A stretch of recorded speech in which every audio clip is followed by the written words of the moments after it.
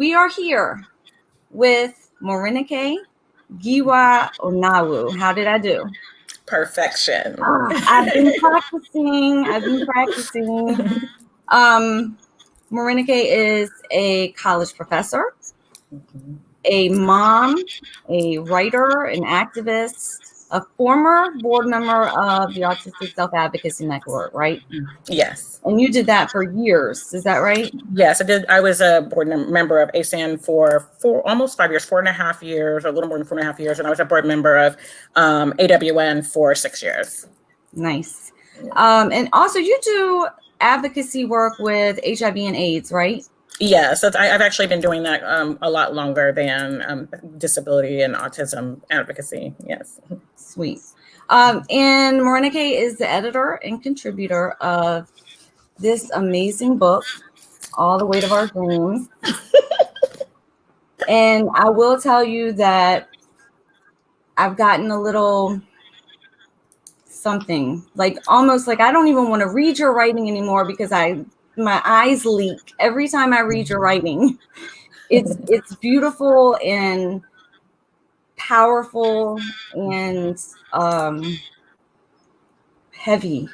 Yeah. And really relatable to me. So thank you for that. So you're a contributor and an editor along with Lydia Brown and I don't know how to say that word. Yeah, Ashkenazi. Thank you. Yes. And so this is an amazing book. I would say this is a must read for anyone who is learning about autism, neurodiversity, and all of the things. And also you are a contributor of The Real Expert. That's another book. Yes, I am nerdily going to pick up all the books that you mentioned, the ones that I have with me anyway. Thank you. I don't have all of them.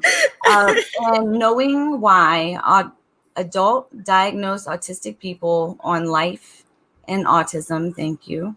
Mm-hmm. And Autistic Community and the Neurodiversity Movement. There you go. Thank you. I don't have one. This is the last one I have with me. I don't have any. Well, that's the last one I have written down. Okay, good.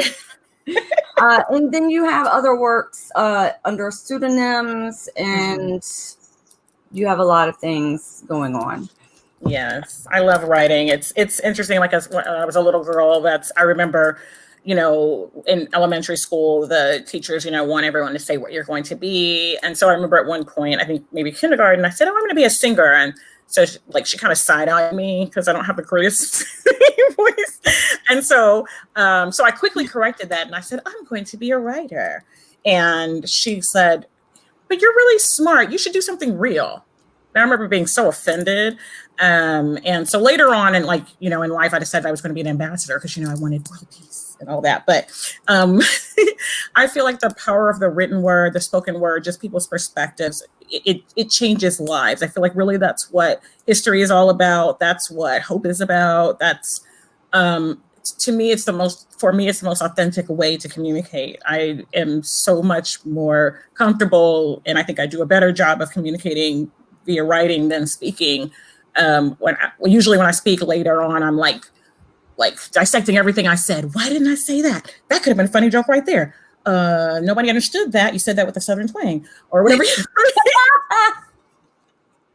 Stuff like that. So yes, I'm just really grateful that, especially for our community, when you look at the autistic and, neurodiverse community, collectively being able to have this way to express ourselves, because the community is not, in any one particular geographic location, and because we have people who are, AAC users, part-time or full-time, and we have people who, spoken word or what have you. It's kind of a nice medium that, gives us all a perspective and a platform.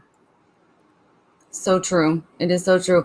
And especially, I know the same thing is true just with me with just doing the book club meetings. I never wanted to be on screen, but Facebook and all the social media platforms want you to be on screen. So I was like, okay, well, we'll do some, but I used to go back and look at them and dissect what I said and all of the things that I said wrong. I don't do that anymore.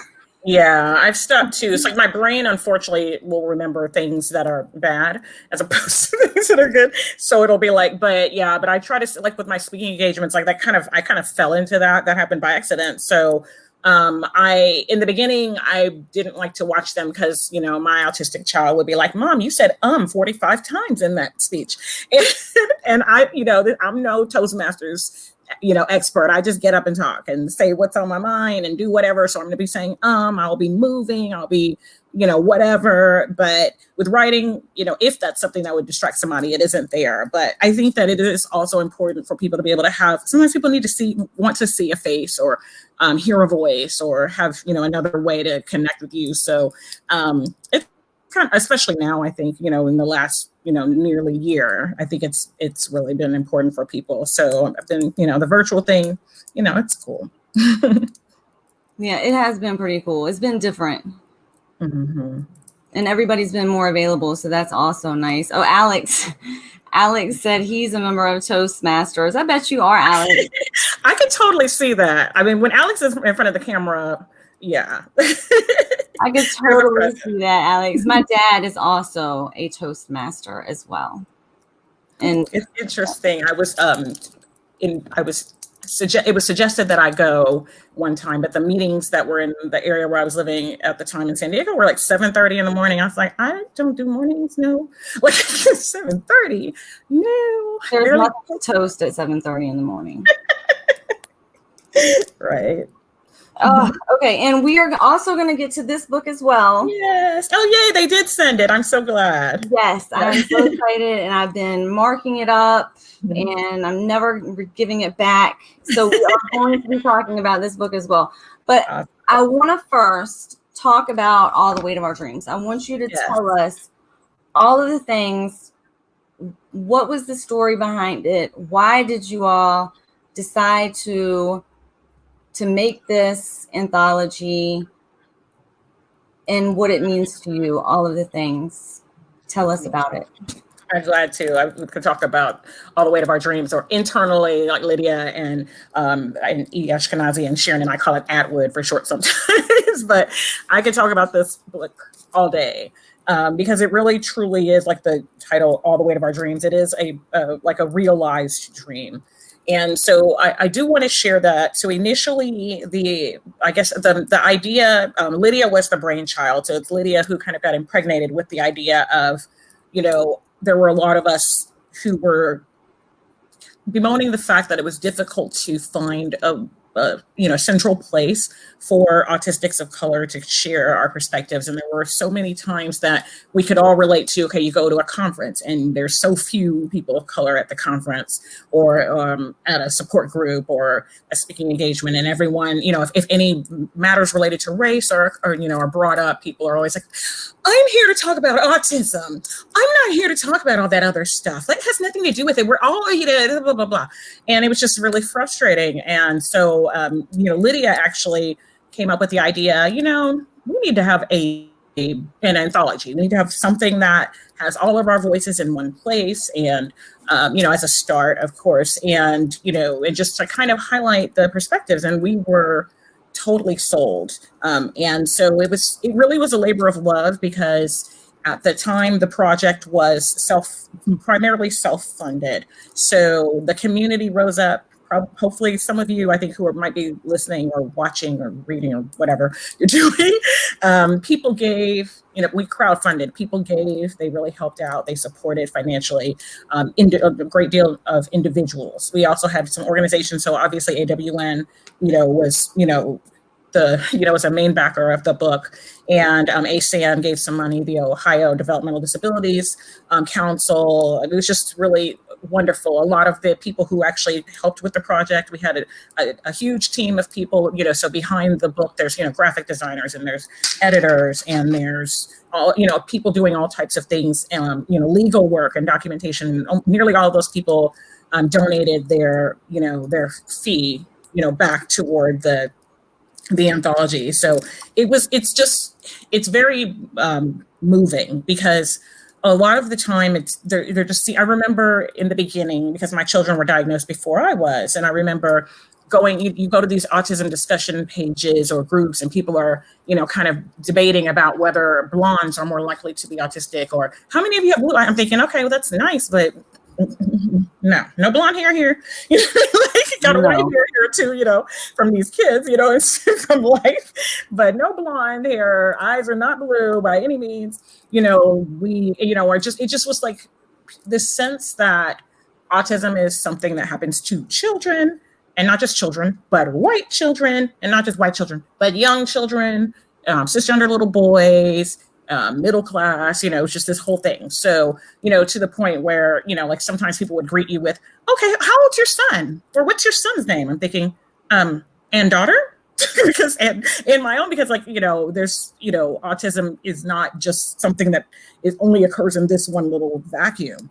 And so aside from the fact that people didn't seem to recognize that you could be, that children do grow up and become teens and become adults and so forth, there also was very little recognition about the fact that when you are a person of color, so if you're multiracial, if you're, African-American or Black or, Latinx, Indigenous, Asian, so many different things, if your experience of autism is different than that of someone, even though, like I say all the time, a person who's white and who's autistic is still marginalized, because ableism is all up and through society. So that person is absolutely knows what it's like to, be discriminated against, unfortunately, and to, be treated in a manner that's subhuman. If there are other, intersections and marginalization the person has in regard to gender or age or socioeconomic status or religion or anything else, and that just piles on.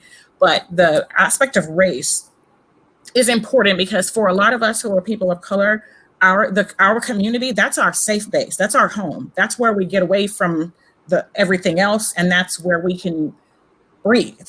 But unfortunately, when you're on the spectrum, you don't belong in your own group either, even though you might love them. They love you, you love them, but you don't get each other. So not only does your neurology not match that of society, your experiences are not seen, cultural and racial group also may not understand things about you, the way that you move or think or speak or interact, or your needs, or they may think that those are things that kind of really aren't defined as part of being a Black woman or a Latinx male or whatever. And so this was a way for us to say, hey, everybody in this book, from this person who's Arab to this person who's Filipinx to this person who's from wherever, we are all different, but we have some common experiences that we want to share. This isn't just this one person's situation and this one person's situation. This is something that happens all across the globe to a lot of us, whether in the global north or global south. And we wanted people to understand that it's, for us, autism is so much more than just autism. It's all of these things intertwined. And Amy, that's a good point. Amy said as well. And there's that whole systemic process going on you're just bad as well. Exactly. You are boys conduct disorder, ODD, emotionally disturbed. You're much less likely to have the label of AU in school districts. If you're getting services from the school district, you're diagnosed later. And this is even if, and a lot of people try to say, oh, well, you're talking about socioeconomic status. No, I'm not talking about that. We know that there's that aspect plays a role too.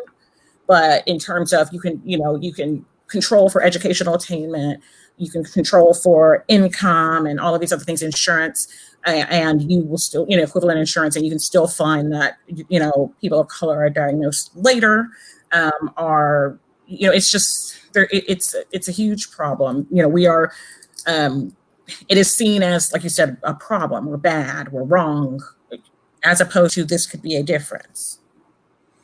Yeah, and in one of your passages, I think it might have been in the preface. I'm not sure how to say that. Never have. I usually say preface, but I don't know which one is correct.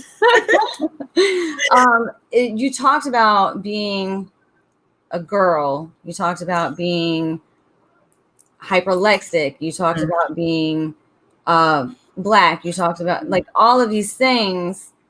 And you were like a marginalized person inside a marginalized community, inside of this, like, so many levels to the marginalization that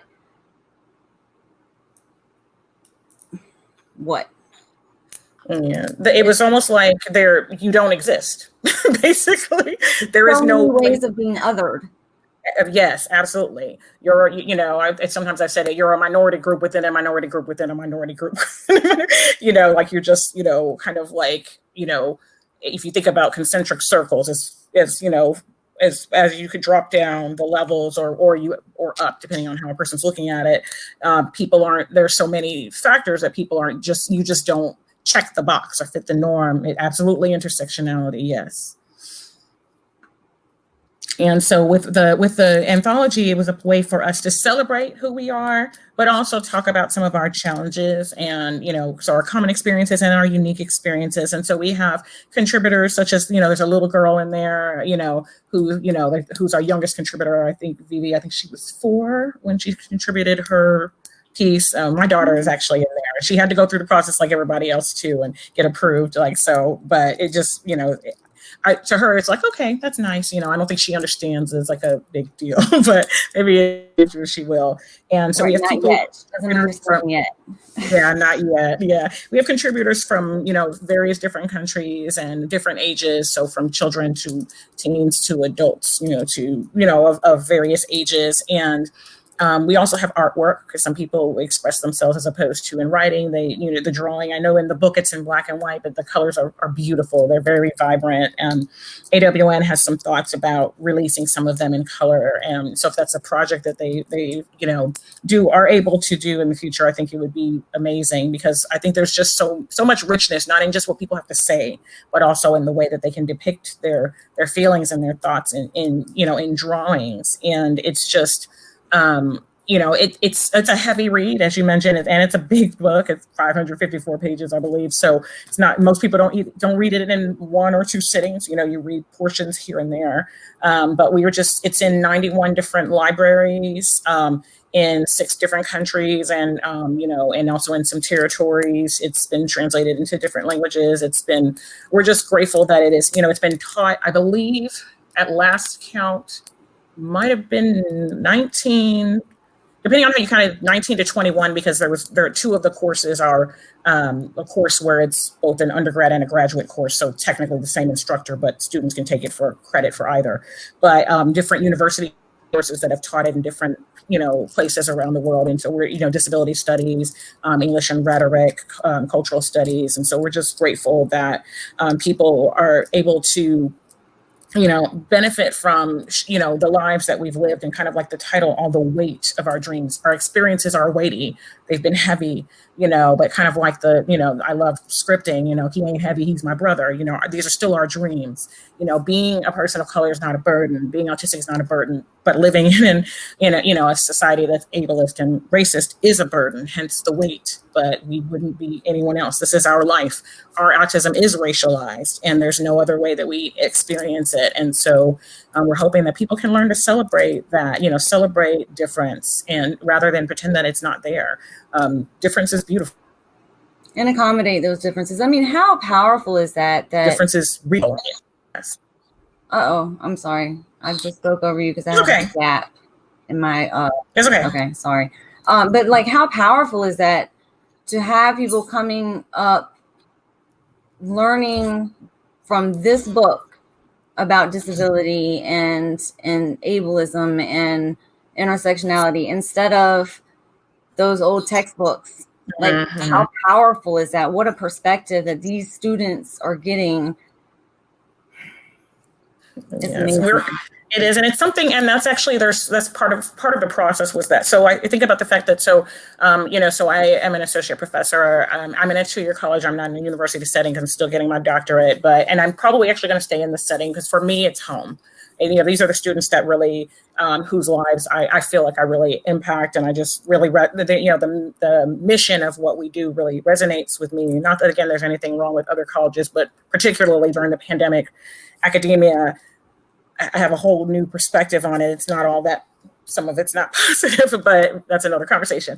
But at any rate, Lydia also is an adjunct professor in addition to, other legal and policy work. And so it's interesting because in one's day job, about proofreading and about spelling things right. And, a lot of autistic people, we're intense. So like I was the kid who spelled everything, like when I would be reading or writing something, I'd correct the spelling that was wrong because it looked wrong or it felt wrong and it bothered me. So my friends they loved it. They were like, here, I was the one who edited all their papers, you know what I mean? So they loved it. I was their spell check and their grammar check, and so it was fun for me. It was like a, pastime, like a crossword puzzle. So, but we wanted to take a completely different approach with the book because of the fact that sometimes we feel like when people of color speak and or disabled people speak, their words get edited to death, because you're not, saying it the right way. And so we wanted people to have their colloquialisms in there and to have their, their sayings and to have their real voices and not say that you have to, we need to whitewash what you say and think to make it acceptable for people to understand. And so no, don't say autistic, say person with autism or whatever. No. So we let the book, it's like, however, and there's nothing wrong with making things with clarity and editing, but our perspective was we want this to be our, raw, varnished, touched up, voices, so, no filters and all that, You didn't want it whitewashed. Yes. So we have, so if there was a spelling error and unless it totally changed the meaning of something, then we left it in there. I do a lot of my writing on my phone. Like I almost never open my computer. So yes, Lydia's group is amazing. And actually there are people in the group that are actually contributors to All the Weight of Our Dreams. And then there's also a few other group for people of color who are autistic as well it's really nice to be able to have a place to, to be able to share with one another and learn and, support one another. Is that a Facebook group? Yeah, there are a few different ones. Yeah, a few different Facebook groups. And then there's also a few like, Autistic, for example, it has a people of color group as well. There are a few different ones in addition to the one that Lydia created. And I'm really glad actually to see that because I think we need those places. We really do need those places. Sometimes the, boys on plantation can be a bit much, you just need to get away. But like in terms of the editing, so like I use my phone almost all the time is where I type almost everything. I type it on my notes on my phone or I'll type it on Google Docs, usually on my note, and then I copy paste it somewhere. It's like if I'm opening up a computer, it's because I'm doing work like for my job, but my stuff I often just do on my phone on the go. And so it's my real writing. And again, we know that that's not the philosophy that works for everyone, but it was one that was important to us because we wanted people to be able to recognize themselves. English is not everyone's first language. Cognitive ability varies in the autistic community, and there's no hierarchy of, if you write this way, or if your IQ is like this or whatever, then you're a better person. No, you still have something to share, something to contribute. So we wanted, yeah. Yes. All of that is valuable. That's amazing. And I love that. And I did see that there was a note in the book that said that, we did not edit this unless it did change the meaning of a word. I love that.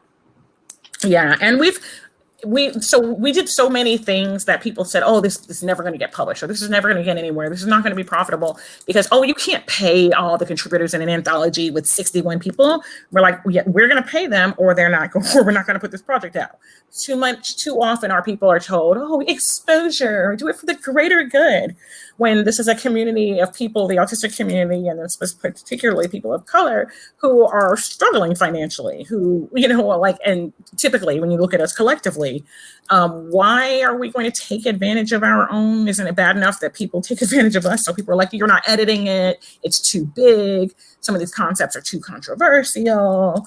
You are paying everybody and this, that, and the other. So all of these things that we did, we were told it was not going to make the book marketable. But it wasn't about being marketable. Do we want people to enjoy it and read it? We love that because we do split the contributors get, so we wanted to make sure that in addition to, their initial compensation that, as royalties grow, we can, split them amongst the contributors, use them for projects such as Autistic People of Color Fund and other important things to benefit the community. But it wasn't about making it the perfect book. It was about making it the right book, the real book. So badass. It is. It's just like bucking the system. Like, no, we're just going to do it our way. Not your way. We'll figure it out somehow. Yeah, it'll get out there. Yes. I love that. Okay. All right. I'm going to ask you this question. Sure. For somebody who is new to learning about autism, neurodiversity, intersectionality, what does race have to do with autism? Like the basic question of what does this have anything to do with autism? What should we say? I would say, and I know I say this in the book, but it's the first answer that comes to my head. Everything, literally everything, because it impacts. So when you think about, autism, the fact that, again, it's how we perceive the world, how we are perceived by the world.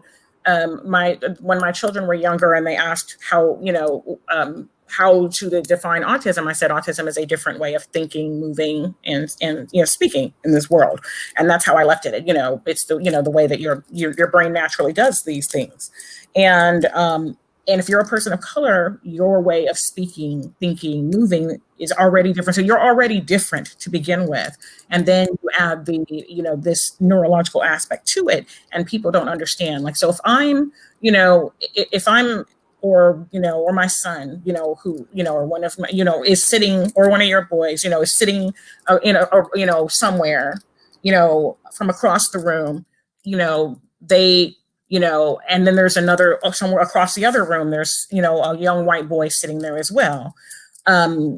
People can see, they may not see the mannerisms if they're too far away. You may not see stimming. You may not be able to see but you can see the color right there. And people have a perspective of you right there already. So that color is how you're going to be treated, for better or for worse. And so autism, if a police officer is stopping you, or if you're in a mall, or if you're, in the school, in the classroom setting, or what have you, people aren't attributing autism to your tone of voice being louder than, someone else's, or to you repeating things, or to you not answering a question, or to you not making eye contact. Again, another thing about the virtual thing is it's easy to make eye contact because you're not really looking at anyone or anything.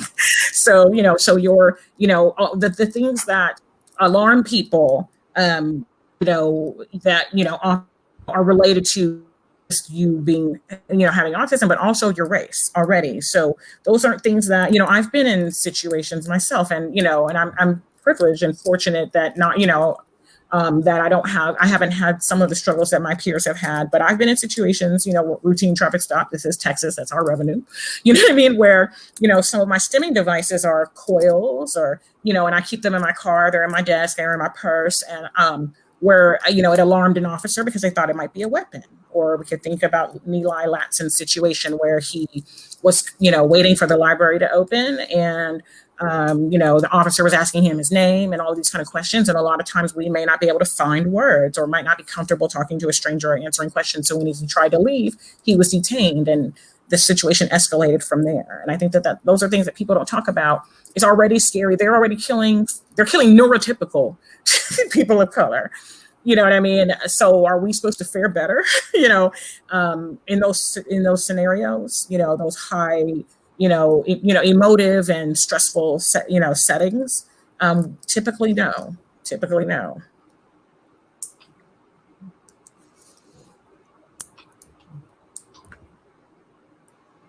Oh, thank you. So this is, it's purple, and it's also pink. So this is, I lost that Kush ball, that one that I had from 2018. I have another, but it's not the same.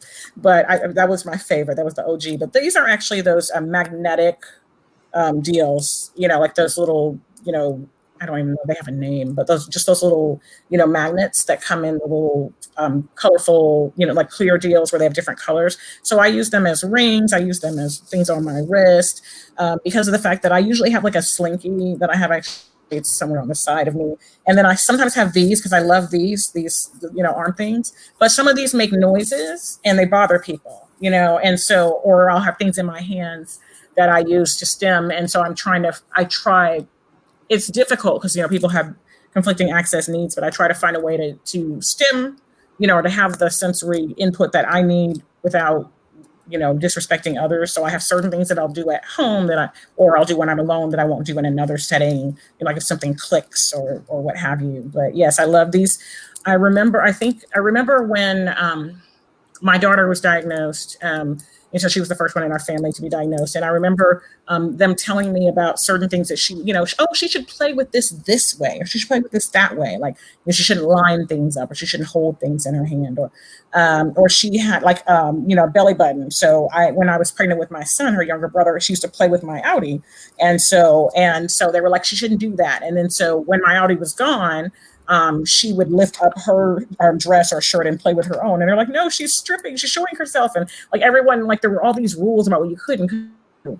And I remembered being a little girl being told, don't do that with your tongue, on the side of your mouth, or don't, move that way, or don't do this, or don't do that, don't do this, don't do that. And even the things that made noise, I could understand saying, don't do that. But the other things, there was no reason not to do them. They just didn't want you to do them. And I realized the huge correlation between my anxiety when I'm not able to find some type of outlet, even if it's an internal outlet, like song lyrics or poems or scripting some music or eating certain things, the texture of foods or hair. Like today, I realized I look like I'm in 7th grade, but today I just needed to not have hair on my forehead, even though usually I like the feeling of hair on my forehead, but today I just couldn't deal. So, rings and certain types of clothing, help, provide that input for me. And so I lean into those things now. I don't care that this is supposed to be for children, or this is supposed to be the way adults do this or that. I do what works for me. Screw who doesn't like it. Yes, to all of that. All of that. The right way to play. The right way to play. That has been just like a recurring theme, hasn't it?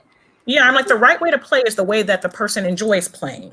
So like my son would take, and he still does it now, but when he was younger, a lot more, he'll take the pillows, the big cushions out of the couch and stack them all up. And that makes him happy. He'll, both he and his sister would take everybody's shoes and line them up all through the house, from the garage, all through the house, up the stairs. I thought it was gorgeous. And it was like, they would have there'd be this little, tennis shoe, and then this sandal. There was a science to it, or, certain, or, there's a lot of things that a mind that sees patterns. I see creativity. I see, and I also see order, so, and I'm thinking, why is that so wrong? So you have to take the car and go vroom, vroom. Why? It drives. That's not fun. That's what fun is, doing what it already does, or it's fun looking at how fast it will spin, or creating a scenario in your head with it, or, why are we policing how people play, how people talk, how people move? It's just ridiculous. I don't understand why we have such a need for conformity and a need to control others, that we can't let people just be who they are. It's really sickening. Right. I feel like you just say all of the things, and I don't even have anything to come back with, because I just want to pause and just marinate in all of those words, because all of that. Yes, to all of that. The car already drives. We know this. Mm-hmm. Yeah. So I'm like, when people are like, oh, he only likes such and such type of whales. Cool. Let him find out about that. When a doctor only does a certain type of medicine, then he's a specialist, or she or they. But when a person only likes this type of food, or this type of toy, or this type of clothes, or this type of color, that's something wrong. Why can't people know what they like? And if you allow them to get comfortable, sometimes people will eventually, possibly experiment or branch out some, because you haven't, made them have to dig down and, for the to enjoy what they like. If you don't force them to eat this, and that, and the other, and you let them eat what they like, maybe in time they will experiment. Or if you force things that are similar enough, they're similar, and offer that, give people choices. Children and adults, humans, we just thrive when we have choices and we have options, we have opportunities. And I recently watched with the children, we watched the Croods, the Croods 2. And I was watching that and I was just thinking, wow, this is, there's so much here, there's, like elements of, like imperialism and all of these other things. But there, I also saw some things that to me look, basically, neurodiversity or basically like, people having an issue with doing things in a different way and assuming your way is the only way and the right way, when in actuality, the blend of the ways is what gives you the strength. It gives you the beauty, like heterogeneity is what is allowed society, from plants, et cetera, to survive and to thrive and to grow because of that strength. Neurodiversity is all types of minds. So whether a person's, neuroatypical or has ADHD or has autism or whatever, dyslexia, they're all different shades of the rainbow. And, they all play an important role. It is so true. All right, let's talk about this new book. Okay. Yay. Available for pre-order now. Is that right? It is, yes. So if anyone is interested, I really recommend that you consider checking it out. It's called Sincerely Your Autistic Child. Or if you Google that, you'll find it, but it's got a subtitle also, What People on the Autism Spectrum Wish Their Parents Knew About Growing Up, Acceptance, and Identity. It should be in the master list for those of you who are familiar with the book club. It should be in there just with a link up there. You can click on it.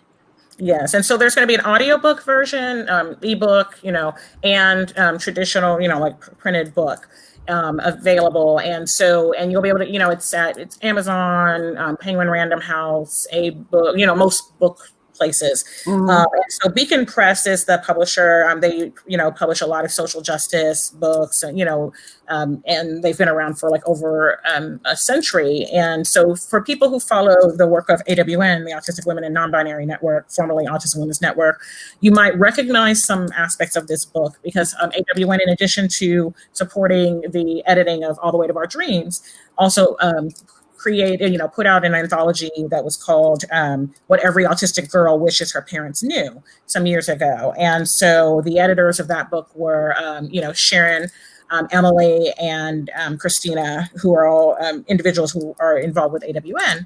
And so people, have gotten a lot out of that book, have enjoyed it. But over time, with a lot of, our community, and as people evolve over time and you look at the fact that experiences, so for example, my experiences are different, as a Black autistic woman than maybe, a Latinx, male or what have you, but there's certain things that are similar in our lives, our experiences. And so we found that there are certain things that people who identify as a girl, or a woman or what have you, there are certain experiences or thoughts or ideas that they had that, resonated with people who didn't have autistic girls or who didn't have a daughter or who didn't have. So we felt like, although the purpose of the book was to highlight the gender diversity because of the fact that there's so much of the extreme male brain and, light it up blue and 4 times more boys and, the invisibility of people who are non-cisgender boys, or males. So women, non-binary individuals, et cetera. This book, the purpose of this one is that's why it's called Sincerely Your Autistic Child, because there's people in the book who are metagender and agender and transgender and cisgender and whatever. So there's a lot of, almost everything that was in the initial book is there. People were allowed to update or change their contributions, but we also got a large number of new contributors that we invited to share, to create a chapter in the anthology. And so we're very proud of it. We're very proud of what people have shared, the ideas that they have, hopefully, for us, it's kind of like a combination. When they asked us to describe it, we were like, it's part memoir, part guide, part love letter. They don't like that. They don't like that. Yeah. So we're like, we're just trying to, we understand that, we're all learning one another. So there's a lot of information out there about autistic people that's just straight wrong. That's inaccurate, that's harmful. And people are, trying to understand their neighbors or their classmates or their children or their peers or themselves. And so, rather than there's people who are supposedly experts who don't know much about us and will steer you wrongly. So we wanted to share, this is what we think, or these are some of the things that have worked for us, that are good for us. These are some of the things that didn't work, like reflecting on our childhood and on, our lives now. So your passage, I'm sorry, I'm going to interrupt you because okay. Your passage, there we go again with the leaking eyes. Mm-hmm. It was almost like you were writing a letter to yourself, of your little self, little Morénike. Mm-hmm. And it was so heavy, really heavy at points. This tiny little 3-page poem that you wrote to yourself was heavy, and it was tender, and it was I'm speaking for you. Let me speak for you. But it was almost like it's what you want other people to know about their children, so that they don't feel that way. Yes, the same absolutely. Way that you did. It's interesting because the initial What Every Autistic Girl Wishes Her Parents Knew, I had a chapter that I was supposed to contribute to that book, and I had a lot going on in life, and so I ended up not contributing it. And so working on editing this book, with Sharon and Emily, who are, amazing colleagues, great to work with. We all have totally different working styles. So we had some tense text messages and emails there a few times because, one of us is, emailing some idea at 3 a.m. in the morning and everybody's trying to sleep or whatever. But it's interesting because as we were working through, so as we kind of brainstorm contributors that we wanted to bring, into the new anthology. And so one thing that was important to us was to get a lot more contributors of color, and have more gender diversity, obviously in our, and so when we were thinking about who we wanted to invite, and then we had one contributor who, because of COVID-19 and life situations, was not able to submit their chapter. And so we could have just went without it. But then, kind of Emily and Sharon were just kind of musing over, we really wish you had contributed to the first anthology. And I was like, I would love to contribute to this one, but, I don't want to double dip. I'm editing it. And they were like, oh my gosh, would you think about doing it? I was like, sure. And so I when I submitted it to them to review, I didn't know what to think. And so I sent them a little message like, be gentle, kind of went Erykah Badu, I'm an artist and I'm sensitive about mine, So I sent it and they were like, wow. Right. Yeah. They were like, and I was like, I know it's short. They were like, put it in, it's in. It wasn't short. It was like, looking at it, you would say that, but like after reading it, you would never use that word to describe that passage. It was, damn.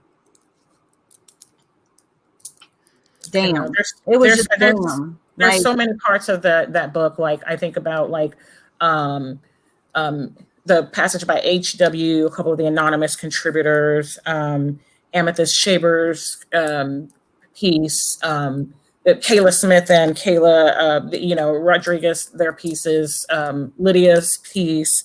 There's a piece by E. Allen. There's just, I don't know. There's so many. Like if someone's like, "What's your favorite?" I have to give them like 7. Like these 7 are tied for spot 1, and then like spot 1.1 is right. These 5. There's just some really powerful stuff. Some beautiful, powerful, also some painful things that people shared, and then some humorous stuff in there too. That people shared. Jane Strauss, I love that chapter too. I mean, really, Cassiana Sasamas. I can't. I mean, I love them all. Just go through all of them, aren't you? Yes, I mean, like we had difficulty trying to figure out the order that we wanted because we obviously had they kind of fell into natural themes, but it was like, like if we could just have lined them all up together, because it's like, people, the order isn't arbitrary, but it's like, okay, we want this topic to follow this because this is, maybe a particular emotion, is expressed here. So maybe you kind of switch gears here or what have you. But I don't know. It was a very, the project was, it was it was a very moving project. It's very humbling to be involved with it, and to be able to just be entrusted with people's stories and their experiences, and be able to share it with others. Absolutely. And fulfilling, I'm guessing. Yes, very much so. That come out. Yeah. I'm going to do this book club meeting a little bit differently, y'all, because usually I wait for the very last question to say, to do my last question, but we have other questions that people have submitted. I want to make sure that we get to my question first, because I'm joking, y'all. But I do want to make sure we get to that. And then as you have time, I don't know how much time you have, so I want to be mindful of that as well. And then if we do have time, I can get some of these questions that people had submitted, because they are pretty good for, especially for they're submitted by autistic advocates, and they want to hear some advice from you. So so if people don't mind, I know obviously people have lives and stuff like that, but as much as I can, I'd like to try to answer, those questions. So I try, so if there's anyone who wants to stay on, and other people need to disconnect, I'd be happy to do so. I'm texting the hubby now to go pick up my son. So, that way I won't have to, to leave. Thank you, Bobby, for letting me have my question first. I appreciate you.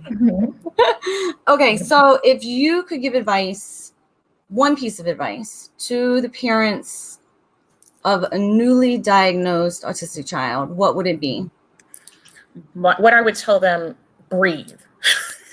Because I think that this whole people act like they've just, like the professionals, etc. And I know it's well-intended, but you act like someone has just been diagnosed with a terminal illness, and like like there's only X amount of oxygen in the room, and if you don't hurry up and breathe, you're going to die. You're freaking these parents out. You make them feel like crap for, and like they're ill-equipped to do what they need to do. And so a lot of times I feel like a lot of the problems, yes, their neurology is different. So everything's not going to be the same. Even, from one autistic person to another, there are differences. But I think that a lot of the issues come from parents not trusting themselves and taking in what someone told them, who's got a whole bunch of letters or strings of letters and accolades after their name, says, this is what you need to do to make sure you don't ruin your child.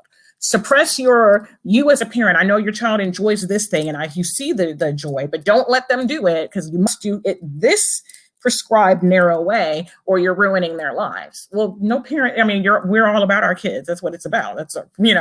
And so I feel like a lot of parents panic because they're given reason to panic by the way that they're told the news, by the information that they're shared, by the terminology that's used, and by their inability to do what comes maybe, intrinsically to them, because the neurology is different, doesn't seem to work with the child, so they want to try something different. And I think that people should breathe. I think that parents, y'all know a lot more than you think you do. You don't trust yourselves. You look at this word, autism, and it frightens you, or people frighten you, or they're making you feel inadequate, or what have you. And all of this, hit hard, hit early, throw them in 40 to 60 hours of this, and do this and do that. Your child's still your child. That's still the same child before that into the room and gave you that. That was the same child that you had been rearing, that that's the same child whose butt you wiped. That's the same child who's, who you clean their wounds, and they, you wipe their tears, and, if they let you hug them, you hug them, and that, their nuances and their little movements and their little noises. You may not know everything. You don't, and no parent will, even if you share the neurology of your child. But breathe. Don't freak out, because sometimes those decisions that people make in the beginning, because of that determination to do right by their child, people can make mistakes that they will regret for years. Beth Ryan, and some other people talk about some of the interventions that they utilize because that's what they were advised by these, very renowned, professionals, and the, trauma that, it created for their children, and the regret that they still have years later. So my first thing to say would be breathe. And the second thing I'd say, gather your intel. That's where, that's where you want to kind of really be discriminatory in terms of what information you are going to take in. review things broadly and narrow them down and figure them out. And I really encourage people to hear from the voices of, autistic adults. And if you have them, also autistic children and teens, but here, don't, parents often go talk to other parents. There's nothing wrong with that, but it reminds me of, like, so I'm an adoptive parent. I have both adoptive and biological children. And one thing that I noticed that, like, a lot of these adoptive parents, they're white adoptive parents of children of color. Most of us had internationally adopted children. Some had domestically adopted children, and they wanted their children to know about, to be proud of their culture and their heritage. They'd buy books and this and the other, but they wanted to have them have friends. So they had friends, tons of friends, but every single friend they had was a person of color with a white parent. What well-intentioned mistakes or areas of focus do you wish autistic advocates would stop doing or do differently? There's a lot of autistic advocates in the book club. So what do you think? What do you see? The first thing that comes to mind is this. And I might make some people mad. That's not my intention. I just come real. We're good with that. Okay. Be careful about the way you word things to these parents. I'm not talking about, some people need, a little tough love. That's not what I'm talking about. This is what I'm saying. Whether you are autistic or non-autistic, you do, so if you're not, so I'm sorry, let me back up. Autistic people, whether they are parents or not, do have a level of understanding or similarity to an autistic child that the non-autistic parent does not have. That is the truth. However, if you are not a parent, if you have not been involved in raising a child or, in some capacity, whether it's a stepchild, whether it's whatever, then there are some things that you don't know. It doesn't mean that your advice is not valid. It doesn't mean that you suck, that you're not, you don't have a great deal of information, a wealth of information about child development and children, and autistic children in particular. But I think that we need to be careful not to, the whole purpose of sharing, because this isn't easy. The advocacy, the activism that we do, it's draining. It depletes a lot of spoons to dig into your personal experiences, some of which are painful, and share things with people or relive certain situations, and and get things to a point where trying to get able to understand something that's not natural to them. You're doing this for a purpose. You want it to be effective. I'm not telling you to, compromise yourself, but I think that yes, thank you. I love that. Strategic advocacy. When you go in there and you have no kids and you're telling somebody who's raised children that they don't know this and the other, and this, you sound stupid. I mean, sorry, I'm not trying to be ableist, but I'm just saying that there were things that I didn't understand before I became a parent. And I'm just talking about parenting, period. It's not about autism in general. There's certain things that you don't know till you've done it. There's certain things that are just kind of hard. They're not transferable experiences. It's and like so we all come from our own perspectives, and just to recognize that we are all limited by those perspectives. All of us, the parents. Yeah. Yes, and we are too. So it's like, when the parent says, I know my child, I'm their voice, and you're saying, no, I know I've got the same neurology as your child. I've been a 5-year-old autistic child. I know this.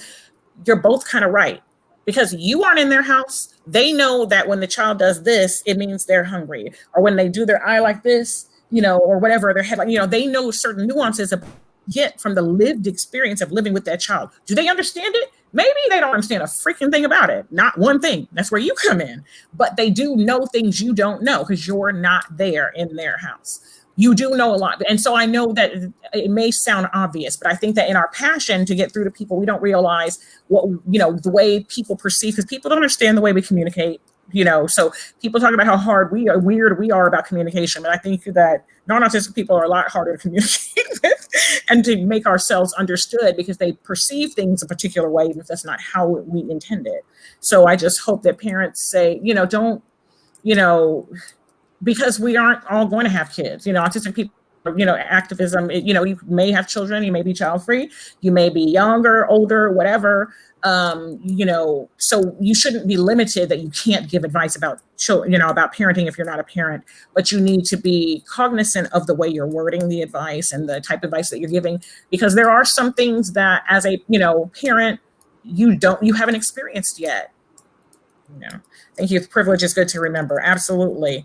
especially in social justice service, I have the time and energy and research to learn. I don't have 3 jobs and 5 kids. Yeah, I think that is important, T. Like a lot of our a lot of everybody does not have the time. They're not on Facebook, they're not on Twitter all day, every day to know all of the things and all of the nuances. And that's important. I think that's important. Yeah, definitely. Another thing, and I know, and this is my opinion, is, so I know everyone feels differently about this. So some people, so I feel that, yes, this is our neurology. It's natural. It's, the way we were born, et cetera, we should be accepted. But I think that, again, if we look at the social model of disability and society and ableism, I think it is a condition that's disabling. So there's strengths to it. There's, and there's challenges to it. Just like me being a Black woman, I wouldn't be anybody else, but I'm not going to sit here and say it's always a great thing. Sometimes it's a challenging thing because of the circumstances that life puts me in. Doesn't mean I hate it, and so, or being a woman, same thing, so you can accept and love yourself and still recognize that, there's, that life is, not a crystal stair. And so I think that sometimes when people, like, I feel like there's, and I know we have a communication disability, but sometimes some of the things that we say unintentionally, I feel are ableist. I feel like some autistic activists unintentionally throw other disabled people under the bus when we say something like, yeah, we're autistic, but there's nothing wrong with our brain, or we're not all intellectually disabled. Well, what about those of us? Well, those people who are, I have a child that's not autistic who is intellectually disabled. So, or should my autism is great, but intellectual disability is horrible? Like, you hate that? Eradicate that? Or speak, or when people are, another thing that I also don't like that, we do sometimes, and I don't think it's a lot of us, is that, when people are talking about, like, there's been people making different discussions about functioning labels, et cetera, and to try to find a common ground, they'll acknowledge that they're, here or there, wherever that someone is assuming that they are. And I don't like that mentality at all. Aside from the fact that functioning labels are completely inaccurate, I don't like, we don't need to concede any kind of a point to anyone for anything. I refuse anyone who has the mentality of all non-speaking people are low functioning, all speaking people are high functioning. Please spend a day in my house. Like, no, I will not, and so I don't like that. If, rather than us trying to, have these little conversations and compromises with parents, why don't we amplify the voices of our siblings who are non-speaking, because they have plenty to say of their own, about how they view themselves, their needs, their advocacy, they're everywhere. And, and I think that, it's our responsibility. There used to be a person who was on the AWN board who used to say that if as an autistic person, if they, if people came to them for a quote, like the media, or to speak on a panel, they would not participate if there was not a person of color there as well, because on so many of these panels and, keynote addresses or what have you, were not very diverse. And so I've started doing something like, if I'm doing a group project, if there's no non-speaking autistic people who are involved in some capacity of leadership, either planning or speaking, then I won't appear. It's so important. It's so important just to make that known, like, no, and I mean, and I get that sometimes it is harder to get those people to come and join you, but it's worth the effort to get them. What they might need accommodations, and you need to do that. You need to work on that. I mean, if you're able to plan an event, whether it's in person or virtual, then you're planning stuff ahead of the game anyway. You're planning your tech people, you're planning your meals, you're planning your budget, you're planning this. You're not doing it before. So whatever you're doing, however much in advance, incorporate this as well. If it's important, you'll do it. If it's pre-recorded, then the person shares, that if that's works better, or if there's a support person, I think that because these things help all of us. There is not a single, I won't say there's not a single. I bet there are very few autistic people who are not, non-speaking some of the time. You know what I mean? If not a good portion of the time. I know that like this is the most I've spoken today, like to y'all, and I probably won't speak for the rest of the day. I know. My husband and I, we text each other. There's like, so it's like, there are meetings and things that I have for work where I'm, typing all of, and this is before COVID, where I'm using the chat feature or I'm emailing my thoughts or ideas.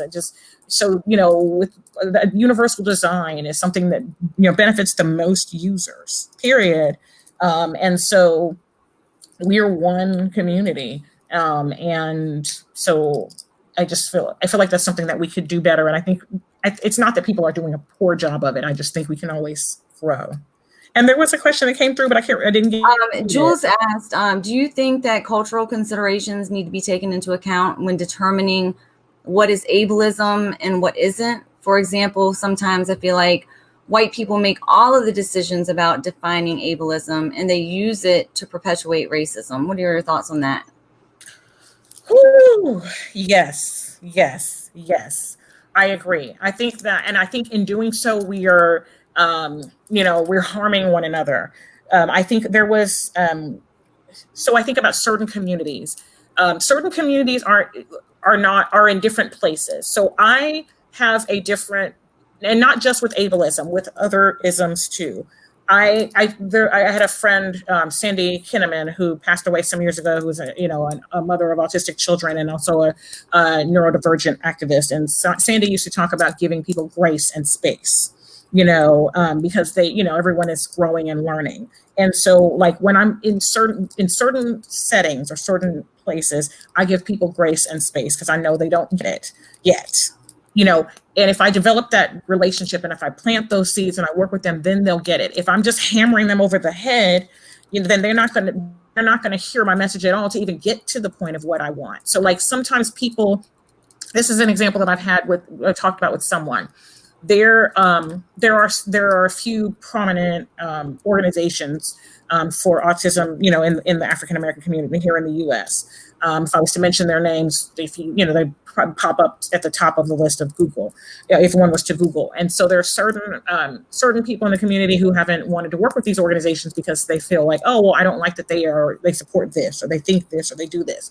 I'm thinking, so what do you think that these Black parents are getting when they walk into a clinic or whatever, and they're getting their child's autism diagnosis? You think they're giving them like the Black folder, the blacklist? No, they're giving them the same thing they're giving these white parents, the 100-day kit, this and the other. We're already stigmatized in general, and then you're layering the diagnosis in the first place. Let's back that up.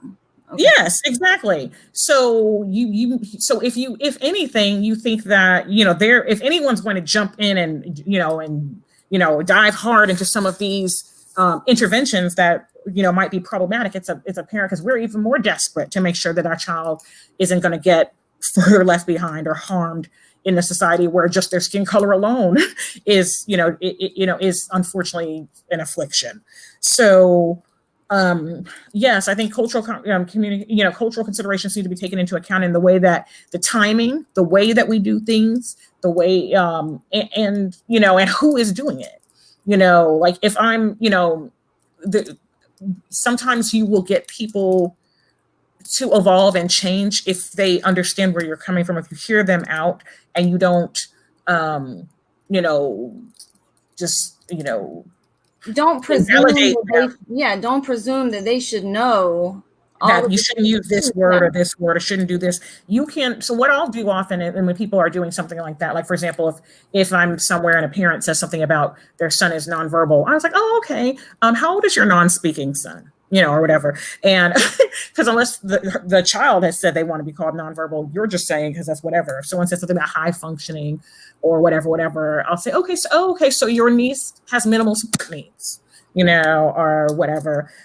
So I'll repeat it back to them so they can hear it the right way. I'm not going to use the stigmatizing terminology, but I'm not going to say, oh, that's so ableist. You said this, you said this, you said this. Because frankly, you can't get through a research article without every paragraph is full of ableist stuff. You're afflicted with autism. You're suffering. You're this disorder. And, it's like the same thing that I do, like with stigmatizing language should be called out, but do it in a way to where you're achieving your goal and not to me, that's important. And I know everybody's not a bridge builder. I know we've got all types of people with different approaches. And they are all valuable. All of those approaches are valuable. Exactly. It's like I tell people, you've got Magneto, you've got Professor X, and you've got other ways, although as I'm older now, I see some problems in that stuff too, which makes me sad because I used to love those, but anyway, nothing's perfect. But, you've got, or if you think about, is Ravenclaw better than Hufflepuff, better than Gryffindor, better than Slytherin? They all have different strengths and weaknesses. And so we can't use a one approach fits all method for parents, just like there shouldn't be a one gold standard, treatment, intervention, whatever for us.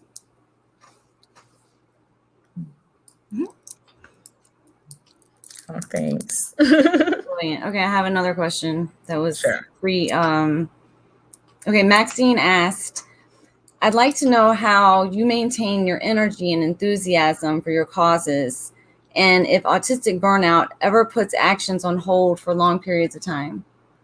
Ooh, I think I should tattoo autistic burnout on my forehead right now, because the last few years have been rough. So it's the way that I work, and this might be, there may be other people who can relate to this. I don't know. I just don't, because I don't know. I don't want to assume. But so in addition to being autistic, I also have ADHD. So I've got my hyperfocus and my perseveration and all this kind of stuff. So when I'm all in. I love Kassiana Sasumasu says, autistics, we go big or we go home. There's no in between. And that's that's, how I operate. So if I have something I love about it wasn't ever confusing to me when people like Greta Thunberg, I'm like, why can't she go to school? Of course she can't go to school. You know what I mean? She's thinking about the planet. When something's important, it's kind of hard to be oh, let me worry about, how many people liked this snap, you know what I mean, or whatever. So it's so I think about, for me, when I first, became involved in, in autism, activism, I lived and breathed it. I was all over social media. I was all involved with this, reading this, doing that, doing a lot of things.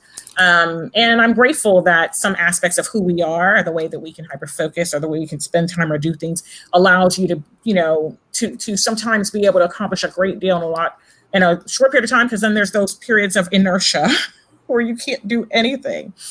And when life happens, it takes a toll too. And so for me, there have been a lot of, mental health struggles in the last few years, and some things going on with my family that have really, had caused me to scale back. And I felt at times very guilty. I'm like, dang, I'm just sorry, just like a letdown, not doing my part, not pulling my weight, and it's been very difficult. And then but I had to realize, what, I need to stay sane. I need to stay alive. I need to stay here. So if it means that, I'm contributing less or involved less, then so be it. Let me just do what I can, and that has to be good enough. And so I've, for me, one thing that I'm doing a lot less of is, which is sad, social media, I used to really, really, really enjoy. It was for activism as well as for personal use. And so now, some experiences for me, I'm off it a lot. I'm a lot less active. The only one I use, when I'm in the mood, is Twitter. But the other, I'm not really using the other forms. And there's nothing wrong with them. For me personally, I needed to scale back. It's a lot. It's a lot. Yeah. Yes. And then I had to realize that, and there were certain things that I stepped away from, not because those things are unimportant, but because, so it's I'm kind of a generalist. I'm involved in a whole lot of things, and I'm passionate, and I like a whole lot of things, where some people are more specialized. And so in some areas, I would, defer, or refer, people to someone else, or suggest that they look into this, do that, because I feel like there was someone else had a better handle on things. And, or if someone has already written something or said something that I think is helpful or good, then I'll share their, why reinvent the wheel, kind of share the wealth, share the, the information about our community. But autistic burnout has been, in so many ways, with work, with my family, with my health, in a lot of ways, it's been very debilitating. the only reason I think I still have my job is because when I'm productive, I'm super productive. Like I'll get in a phase where I'll do a week's, months worth of work that's not even due yet, like extra stuff, have it already. And then when it's time to do it, it's already done, fortunately for me. Or my children, I'll get in these phases where I'll, pack up all their non-perishable items of their lunches for like 2 months and have them stacked up on a shelf. So that way, the days that I can't get out of bed, I can't do anything. Yeah. Or the days that I iron all their clothes and hang up, now the days that I can't do that, those things are prepared. And then I think I do have support. My spouse is very supportive of me. And then the way we structure our home, I don't cook because I'm not that good at it. Like when I make something, I think it's good, but I only make select things, but I don't cook on a regular basis. That's just not something I do. So he does the cooking. Like we kind of separated things in the house in a certain way. There's certain things that to me just take too many spoons. And there are things that I just don't do, that I just leave alone so I can reserve energy for other things. But I definitely, empathize with anyone who is dealing with autistic burnout, and especially if it's, if it's coinciding with like, a period of trauma or depression, because I understand. I am using, I am a believer. I know for us, sometimes therapy is not the greatest because there's a lot of people who don't understand the way we work or communicate or think and can actually create more harm than good. But when you can find someone who, you do connect with, who does understand, who is beneficial, I think that can be a helpful tool. I am faithfully going to my therapist and have been for maybe like the last year. And that's something that throughout my life, I haven't consistently done, at all. So it's been something that's been helpful for me. Writing, things that I enjoy. I've put on a lot of pandemic weight and I would have cared about that, but now I don't. Just had to buy some bigger clothes. It's all good. I'll figure it out later. Some things, there's some minor things that I've decided not to major in right now, and just kind of focus on other things and just go day by day. It's important to give yourself grace because we want to give everybody else grace, but we forget to do that for ourselves. Yes, I think it's an area where a lot of us struggle. And I think then, in general, parents, people. What you were talking about is delegating, but kind of build you a tree almost of like, this person is this is a great resource for this. This is a great resource for that. I'm a list maker. So I make a list of all of the resources for this and that. So I can just kind of pick one and put it up, or, oh, this person needs this, put it up here. We have another group, and I have a parking lot that has different resources listed by different sections. And it's like, no, you don't have love that because we can't be all things to all people or even to ourselves. And so I love when you do that, because it's like initially, so I remember the first time. So obviously if I have like a time or schedule conflict, or if there's like a, something that's, a philosophy that I don't agree with or believe in, I will turn, something down. But I remember there was something where I didn't have a time or a time conflict. I didn't have an issue with what they were doing, or with the organization or their mission. The money looked really nice. I got a whole bunch of mouths to feed. But I just remember feeling like this would be a better task, and it's something that if I had enough time to learn, research, and put something together, sure, I'm a nerd. I like that stuff. But there was something that, like, there were a couple of people who came to mind that could just do it automatically. Like they were given it to do the next day.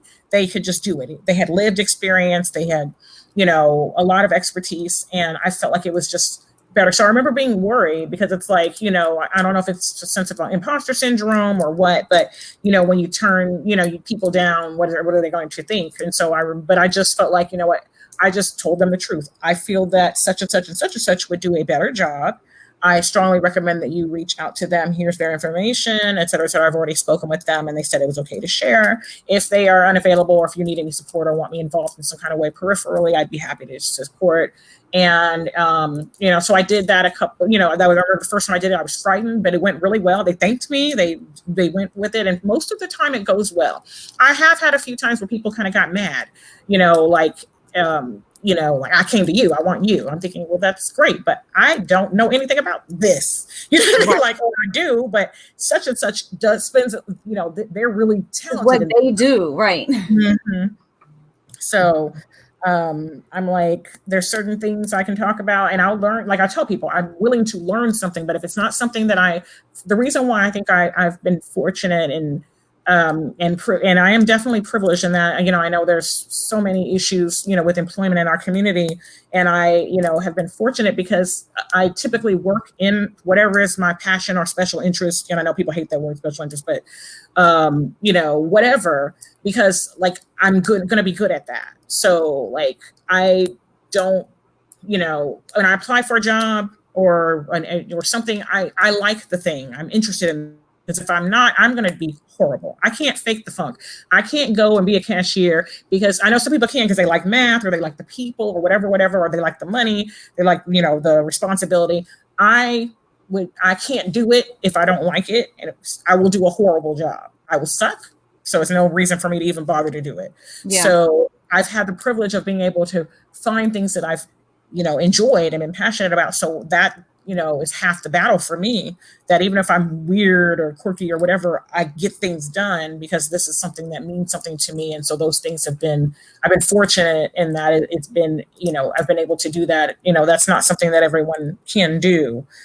Which is even more reason why I think that we need to share, be sure to be referring, and making people aware of other people, like, I love your book list. I have actually linked to it on my website. So yeah, so like when people have things, like, there's when I see things on someone's site, like, Alex or Tara or Lydia or whomever, and it's good, why I'm going to link to that thing or this came from such and such, because I feel like it's just important to acknowledge the brilliance that's in our community. And I will say that list was not me. It was the entire book club for the entire year and a half. So not only I have it on my website, I did a training for a university the other day, and they have a resource library for the families that they serve in their community. And I suggested that list to them and asked that they consider getting a number of those authors. It was a list they'd seen some lists here and there, but not that comprehensive. So people are reading it. It's helping people. So you all should definitely I think take a little credit, pat yourself on the back or whatever. And it's always changing. They're always making suggestions on how to rearrange it, and so it is always growing. So it's great, and I appreciate everybody for helping with that. Yes. All right, so I think that's all of the questions that I had. And we are going to let you go because this has been epic, and we want you to come back one of these days. So we don't want to keep you forever. So in conclusion,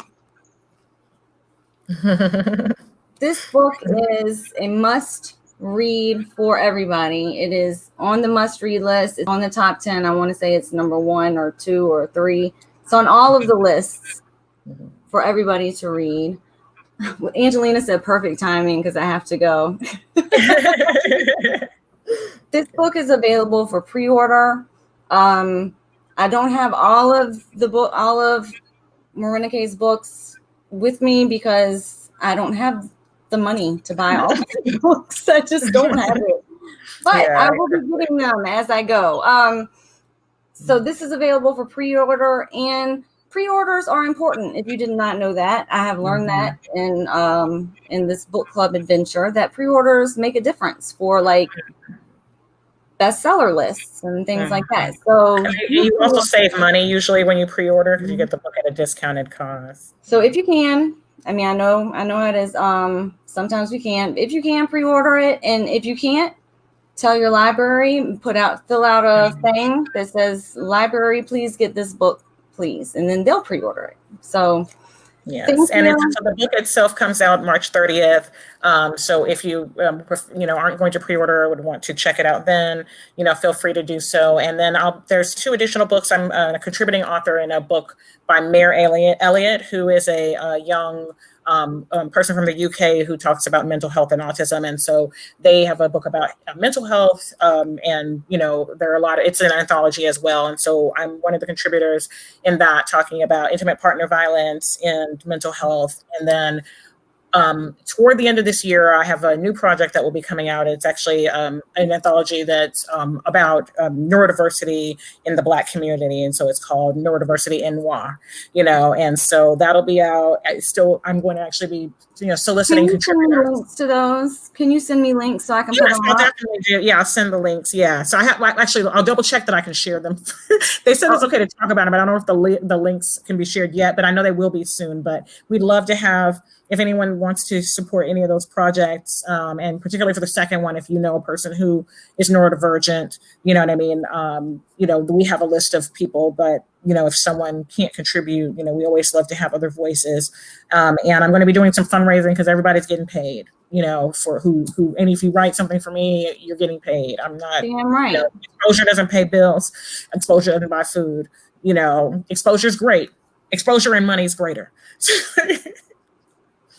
One of these days, I'm going to have a billionaire sponsor so I can pay all of my book club guests. That would be awesome. And I'll give you back pay once I get that sponsorship. But still get them stickers and smiles. Yeah. Yes, I will do that. So thank you so much. And book clubbers, we have a huge schedule coming up. It's super epic. We have all of these people, all of these authors putting out new books in the next few months. So we're like jamming them in. We've got some non-speaking guests coming that spell, and we've got children's book authors, and it's going to be an amazing first 3 months of 2021, if you can believe it. Nice. So do join us for that. And Kieran Rose will be on Tuesday. He got banned. He got banned on Facebook, so this is going to be the only place you can see him. Is in the book club. Yes, y'all got to see Karen. You're in for a treat. Yeah. Thank you so much. And you hang on. I'm going to press end broadcast, but we'll still be together. So thank you, everybody. Bye, See you on Tuesday.